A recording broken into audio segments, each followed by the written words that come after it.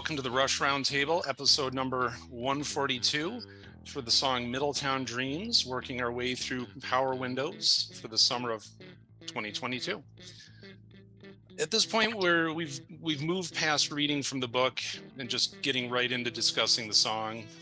For myself, in looking at the instrumentation of the song, beginning with the introduction, I looked at that introduction instrumentally as kind of a groove that Geddy has the same bass line for the most part until he hits the chorus, kind of an ambiguous chord progression where we're kind of hovering around an A minor, C major tonality, Lifeson's punctuating with chord strikes and some arpeggios, single notes.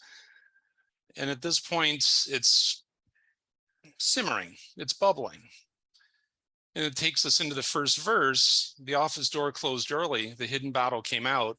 The salesman turned to close the blinds. A little slow now, a little stout.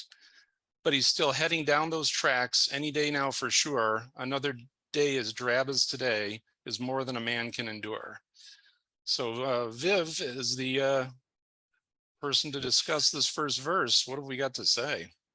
First of all, reading the first verse is the most difficult thing. I can only sing the reading. It's impossible to just read it. It's feeling. It's not words. You know, at this point, they're not words anymore. The office door closed early. The hidden bottle came out. When you're in that kind of state and you're not in Middletown Dreams, that's what we tend to do if we are depressed, if we are, it's reality. The salesman turned to close the blinds. He doesn't want anybody to see him. I mean, it's pretty obvious. Another day as drab as today is more than a man can endure is a very, very deep two lines. We all go through it. There's only so much we can take, obviously. It's a very, very deep first verse. We all need Middletown Dreams, and these people have not found it yet. It's power. It's very powerful. Yeah, I love your comment about it bubbling, right? It paints a very, very clear picture of where we are. You know, just has a really, really nice snapshot in, 8 lines. There's a lot going on in there. Just really powerful. Love it. Well, there's an interesting structure to these verses too, which I'm not mentioning until we really get into it. But the idea of right away he's looking at a suggestion of someone who's been at it for a long time. Any day now for sure he's going to hit it and get that sale. But it's sort of it's maybe not bleak, but it is obviously the song's, is such an important song for so many of us. This verse is bleak. It's sad. Yeah. It's depressing. But it's what people go through. Well, I found it when we can talk about the notes later, this is supposed to be a song of hope. And that's like, I'm reading it the way you've been reading it like forever. And it was very surprising to me to realize like, no, Neil wanted this to be a song of hope and opportunity. But a lot of the songs do that. A lot of the songs have that drab, sad, and then he gets into what you can do to fix it. There is light at the end of the tunnel. A lot of the songs are like that. Sure. And this one is definitely one of those. I think it builds up. It builds up to the most beautiful verse in the world. I think it also is like kind of crazy, like these lyrics juxtaposed to the music that we are hearing. Because like, I know like, I don't know how many times anyone have said this, let alone myself on one of these, when talk about like what's being played versus like what's being said in the song. But like, I think the music in the song, especially this opening bit, is actually fun fact, I guess, is what I use to warm up on bass. It's like pick up my bass, I just play that riff because it's fun, but it's also like immediately gets me in the right mindset. Anyway, I digress. It's just kind of it's interesting. It does kind of catches you off guard a little bit, especially right after coming off of Territories, which Territories almost like gives me more like warning vibes. Like you hear, it's like in a movie. If music like that was being played, I'd almost be like, that might be bad guys. I don't know. Don't quite know yet. But this is just like the hopefulness I feel comes across a little more for me in the music as opposed to the lyrics in some cases. Yeah, I mean, we're not talking about a full-on Danny Elfman juxtaposition of circus music with the most demented, dark lyrics he could come up with, but a little bit. So at this point, maybe we're going to move on to the chorus. With dreams flow across the heartland, feeding on the fires. Dreams transport desires, drive you when you're down. Dreams transport the ones who need to get out of town. So right away, as everyone's been saying, we're already moving into the positive, which Michael might have a little something to say about. So, as this album is all about power Mm-hmm. in all its forms, this is the power of dreams and what can compel you to what can the power of dreams make you do, make you realize, and if we take, the man who's drinking because he's just looking at his life and going, this dream of what can be. And it also goes back to the big money, it's all on a roll in the dice, I'm going to hit it. I'm going to go and I'm going to be the best version of me. When you go and you hit your bed at night, those dreams of the person that you want to be make us get up in the morning. It allows us to go through the drab day so that when we're done the drab day, we can do what we want to do instead of what we have to do.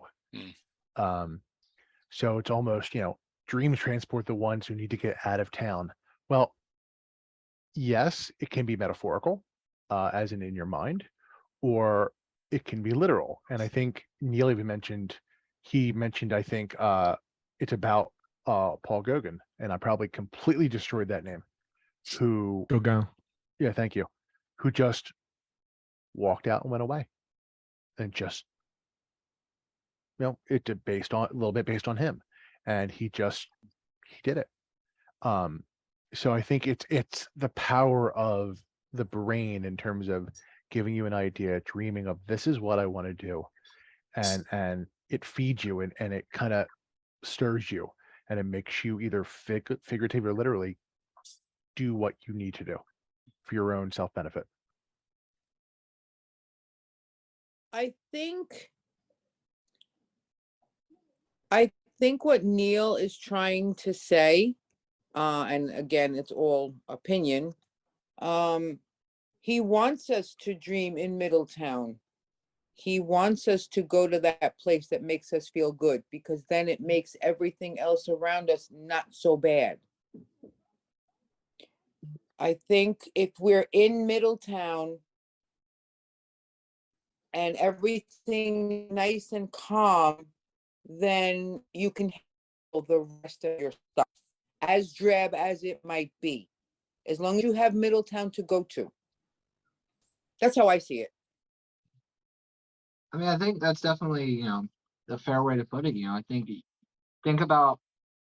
just think about every person out there who, just does like a, standard kind of 9-to-5 thing, boring, not really doing anything. But the thing that keeps them going is this kind of thought that like, all right, maybe one day I'll be able to go out and do this thing I've always wanted to do. Like the people who, like, when they retire, they're just like, yeah, go on the big trip, or, finally do painting or something like that. I think it's very much the kind of having a goal in mind is what keeps you going. There are people who can't do that part of it. They can't change their life. Their life is what it is.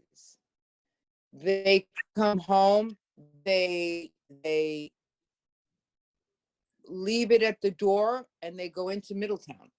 And Middletown takes them to a better place to be able to adjust themselves. I thought that Neil talking about it being a litmus test, because you know, you can look at this and say, okay, am I seeing how sad it is and these people can't pursue their dreams? Or are you flipping it around and talking about how amazing it is to have your dreams and dreams inspire you? It's an interesting take on, you know, there's some ambiguity here. You know, we can see different layers within it, and what we bring to the lyrics helps us translate it ourselves. So there's no right or wrong necessarily. No, and that's the beauty of Rush songs. That's the beauty of everything Neil did.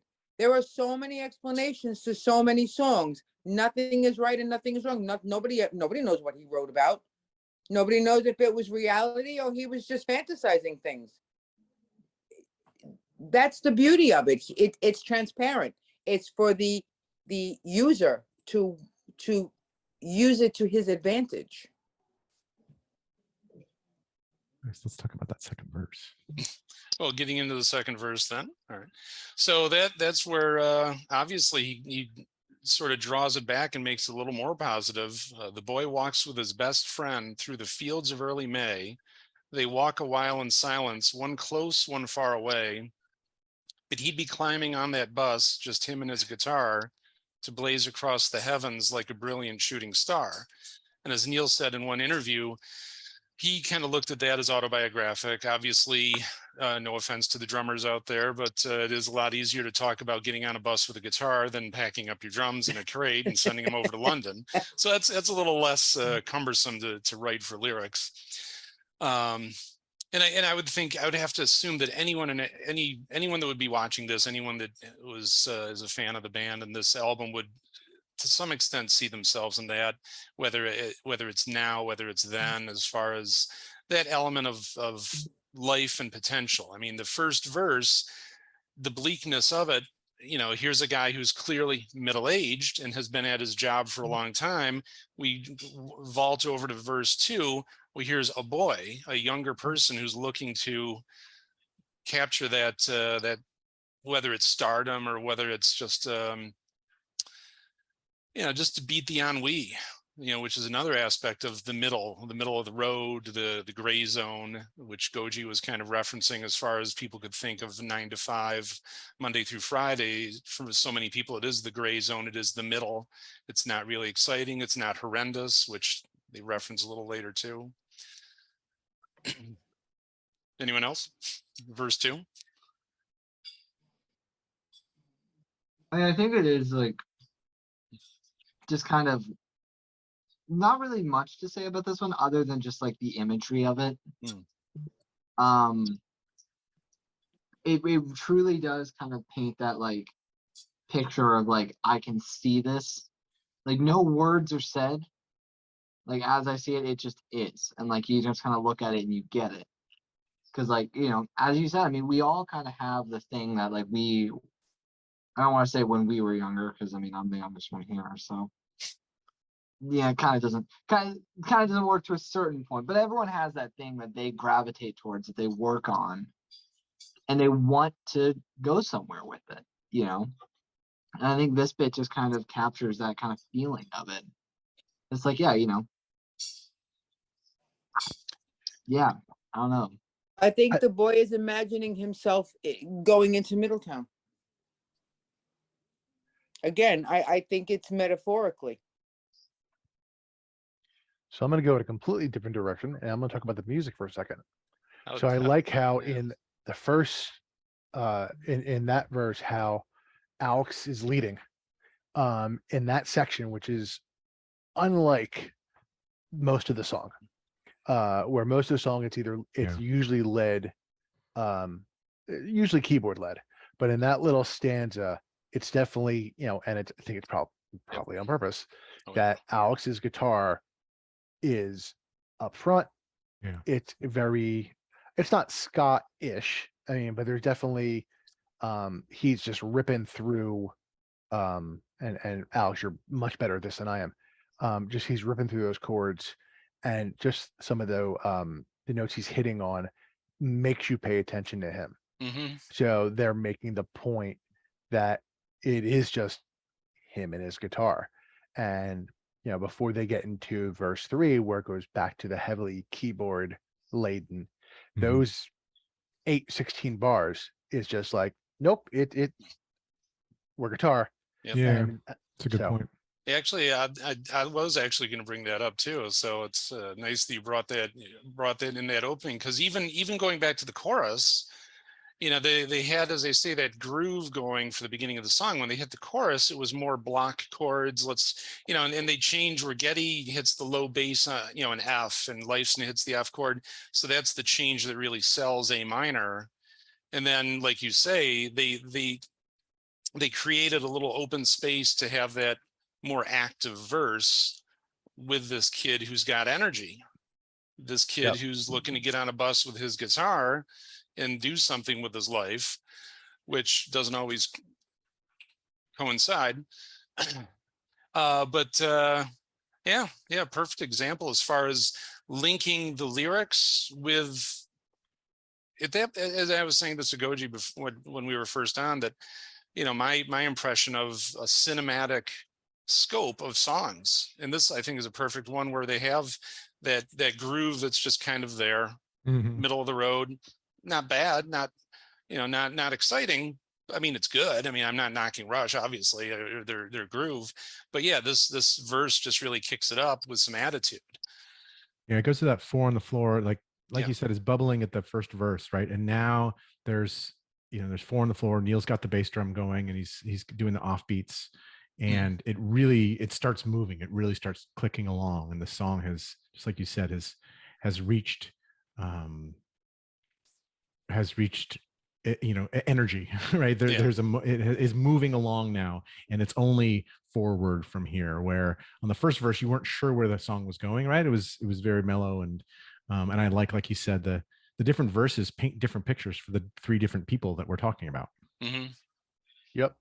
Musically as well, right? It's not just Yeah. obviously lyrically, Yeah, but not just musically as well. lyrically, but if we head into that next person, verse 3 deals with the middle-aged Madonna who calls her neighbor on the phone. Day by day, the seasons pass and leave her life alone. But she'll go walking out that door on some bright afternoon to go and paint big cities from a lonely attic room, which we got Goji taking the lead on this discussion here. So this is my favorite part of this song for 2 reasons. One, the lyrics, which I'll get to in a second. But first, the music shift that happens when we go from verse 2 into verse 3. The keyboards and like synths just kind of come in a little. They come in a little bit, but it's definitely something that is I know when they played it live on the was it R40 or Clockwork? Angels. Clockwork. Clockwork. That they just, Getty, or I think it was Getty, triggered it with his feet, and he's still playing bass. So Mhm. it's not an overwhelming, like it's not a synth solo or anything like that, but it's enough where It's a pattern. it grabs you. Mhm. Really does, while the other 3 are still going. And like, not to say the rest of the song doesn't sound full, but it like sounds really full right here. So that's fun. But also just the lyrics for me. I mean, it probably relates a little more to me because I am very much in the art side of things. Like, I'm sitting, my thing of paintbrushes are right in front of me. And while it might not be a painting, I'm literally sitting here in front of a mask that I made from Moon Knight, by the way. Good show, watch it. Already have. To Rush. It was just the closest thing I had on hand. So like, I do kind of feel that sense of it's like, sometimes, things just kind of go by and no one, and I know I'm young, so I'm not going to claim anything about myself, but like, sometimes I will make something and a bunch of people will love it. Other times 3 people see it. But either way, I'm still making it, and it still is kind of like, at a certain point for me, it's not even about wanting to be like a prop maker or costume maker. It's just doing it. So sure, will I go down as like a prop maker? Time is yet to tell. Well, But you do art because you have to.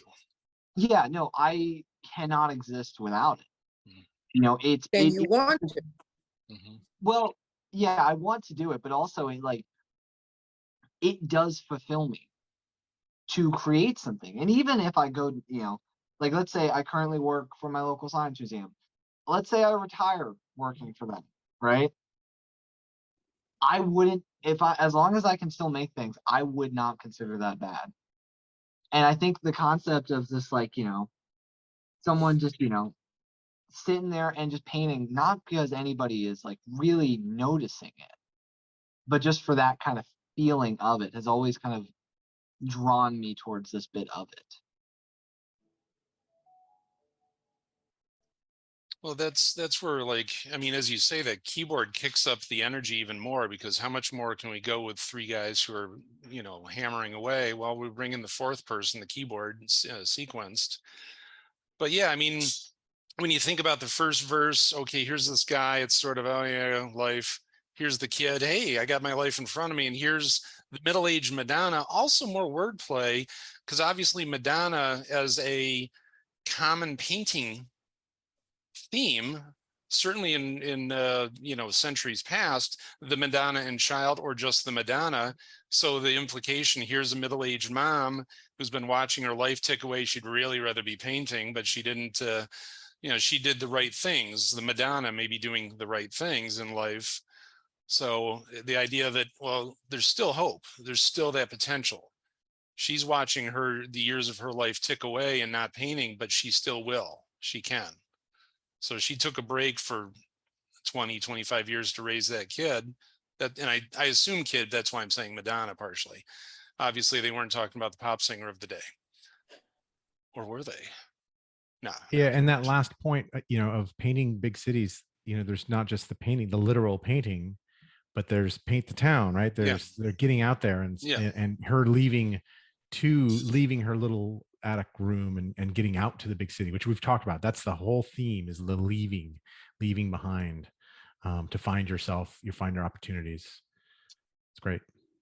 Well, and also, I mean, some of these, you look at the wordplay, of course, where in the first verse, the salesman was a little slow, a little stout. And that would be, you figure, oh, is he pulling out a bottle of stout, or is he stout because middle-aged, weight doesn't come off that easily? And then second verse, as far as one close, one far away, I mean, it's pretty straightforward. But in this case, leave her life alone, and then the lonely attic room, talking about this individuality of her, perhaps. But think about it, it's also wordplay on the fact that she's going to paint big cities from her attic room. She's not going anywhere. She's going into Middletown. Yeah. And that's where it's being painted. That's where she's striving. That's where she's living her life, from Middletown. She's sitting in her attic room. She's not going anywhere. And as Neil said, there's basically a Middletown in practically every state in the United States. I remember when I first met someone in Middletown, New York, and I thought, hey, cool. That's one of my favorite songs. She didn't know it. I think Middletown is in your brain. I think Middletown is a state of mind place. Yes. Yeah. Yes. Your go-to, your escape from the real world. So at that point, there's a guitar solo. And unlike Grace Under Pressure, he didn't really kick into a lot of chords and triads. Lifeson was, this was a pretty standard A minor pentatonic solo. I think it's a good solo. As I've said on other roundtables, I don't feel like he's ever recorded a bad solo, but it's standard fare. I mean, it sounds good. And then coming out of that, moving into the bridge where they modulate into the key of F, the bridge, it's understood by every single person who'd be elsewhere if they could. So far, so good. And life's not unpleasant in this little neighborhood. My favorite verse of all time. Yeah, I think this weekend, one of the best sections of a song, which we got to have Dave talk about. I say it all the time. I live it all the time. Constantly. Yeah, no, it wraps up. It just speaks to Neil's talents as a writer, right? He's painted these three little pictures, right? And to go back to the chorus, which comes up, he's talking about the dreams and fires and transport and being very, very clear what he's talking about. This really goes wide, that, he's pretty much speaking to the listener at this point, where he's talking about everybody has these dreams. Everybody wants to leave, and yet at the same time, everybody is in their own town, like you said, Biv, right? Like it's a state of mind as well. It covers so much ground and really wraps up this, and especially as a bridge where we've already wrapped up all of the verses, and this is sort of going to shoot us out with the last chorus. I think it's great. I also want to just say that this also wraps up. Middletown is like on the opposite end of Territories, right? Territories is about the world and global politics, right? And here we are on the smallest town with the smallest people with the smallest dreams, or the biggest dreams, but like it's very, very individual. I just thought it was a nice contrast, these two songs back to back. I think it definitely is like kind of funny, the thought of like funny is probably not the right word, but it's the word I'm gonna stick with for the sake of time. But it was kind of interesting, the thought of just like, yeah, everyone would rather be somewhere else, right? But then like the look of like, you know, home, or just like, you know, where you kind of are, like, you know, I would love to like to be able to wake up tomorrow and go like be on a film set somewhere. That would make my day. But then at the same time, I'm like, Richmond's not so bad. It's kind of, we have nice things here. So I think there's also that kind of duality of like, yeah, I would love to do that, but like, I'm also not against it here, you know. The grass isn't always greener. Sometimes it's spray painted green. Yeah. Right. Especially on a film set. Exactly. You know, And parts of Richmond. So when you head into the outro, you know, you got that, it's almost like a bass solo by Geddy, who just goes off. Oh, it's amazing. It's so much fun to play. And everyone just kind of takes back, you know, Alex and Neil just take a step back and just let Geddy do what Geddy does. So, you know, in case you forgot, kids, the boy can play. And he kind of shows you, let me show you what dad can do when he's not playing keyboards. And he just kind of lays down just some just finger licking tasty licks. Totally. It's just sweet. This is my favorite song on my favorite side of my favorite Rush Out record. So it's just, it covers so much ground, and even that arpeggiator right at the on the verse 3. I know a lot of people who hate that part of Rush. That's when this is like the second album I ever heard of Rush. That's the silliest thing I ever heard in my life. Right. I'm with Viv. That's exactly silly. Come on. Get a grip. Yeah. All you're going for is hard rock and heavy riffs, and then go somewhere else. You got AC/DC for that. This is a mind thing. This is not only music. This is everything. This is a combination. You got to love it all. If you don't, then you don't understand it. And that's the truth. Yeah, I love it. I love it to death. It takes so much. Everyone's doing their just, and stop and take the words out at every slow song and every song that everybody ran away from, and it's rocking, not rocking the way people think but it's got hidden things that we're still looking at it 40 years later. Yeah.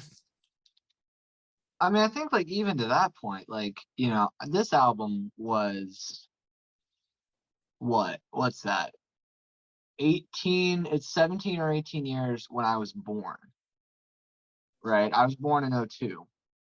So like here I am. I'd already seen Rush 100 times by then. Yeah. No, by the time I got into them, they had sadly retired, so I never got a chance to see them. But like here I am at 19 years old. Like, you know, of all music I could have picked, this was just what grabbed me. It's your because that's how your brain works. Yeah. It's a good way to say it. And I send out memes all the time, memes about higher standards, and that's the truth. Yeah. That's the truth. Well, like hearing this the first time, it was literally like this was like second wave Rush. Like once I had gotten past like, you know, the concert staples. Yes. I was like, how did I live this deeper? This was in that wave for me. Yes. I remember hearing this, and my I can't exactly, for the sake of being family friendly, I won't exactly repeat what I said, but it was definitely not clean. But I said it out loud, and people were just like, "What?" And I was just like, I pulled up the lyrics and just showed them like the last bit, and some of my friends were like, "Why are you listening to poetry?" Yeah. But like, it's good. Like I love this song. I'm not gonna gush on it any more than that, other than I live in Middletown. I dream in Middletown constantly. I'm always there. End of story. I'm always there. It's the perfect place to be. Now with that, there weren't really too many live recordings. Obviously, no. we were name checking the Clockwork Angels version, which is obviously a great version. On YouTube, elsewhere, you can find the performance from the Power Windows tour, which I love. You know, the songs, as I would say, in their natural habitat from the time period that they were written.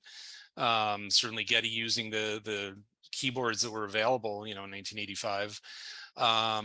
Although the vocals, you can't really hear them as well. That's the unfortunate The thing. bootleg stuff, yeah. But speaking of bootleg, the demo version of The demo. Everyone should know about the demo. The Power this Windows song demo. sounds so much more Police-like.